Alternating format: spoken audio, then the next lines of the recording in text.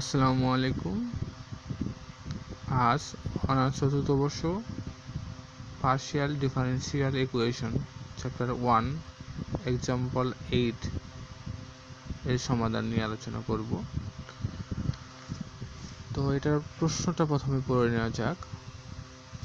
প্রশ্ন হলো, যে সকল সমতল এক্স ওয়াই এবং জেড অক্ষকে ছেদ করে এবং ছেদিতাংশত্রয়ের যোগফল 1 একক, এইরূপ সমতল গুচ্ছের ক্ষেত্রে আংশিক অন্তরক সমীকরণ নির্ণয় করো।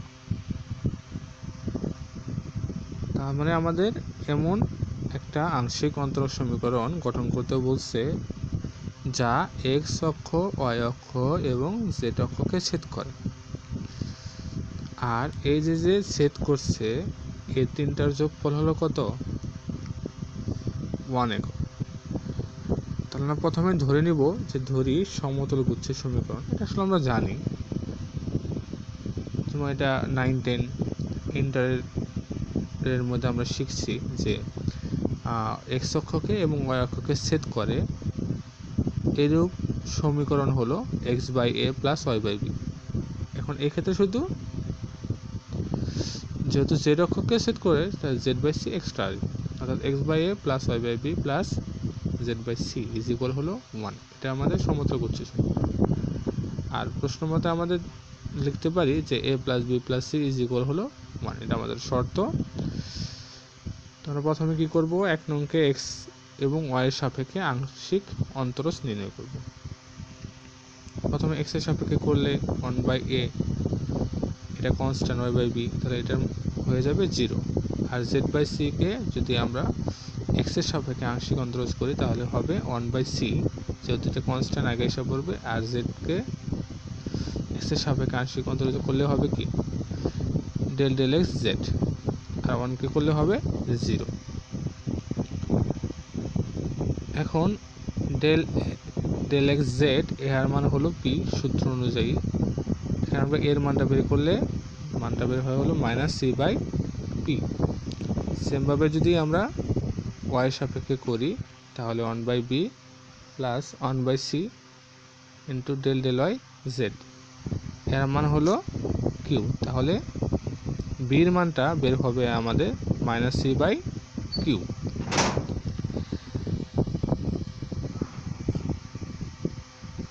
এখন আমরা কি করব, শর্ত দেওয়া আছে A plus B plus C is equal হলো 1।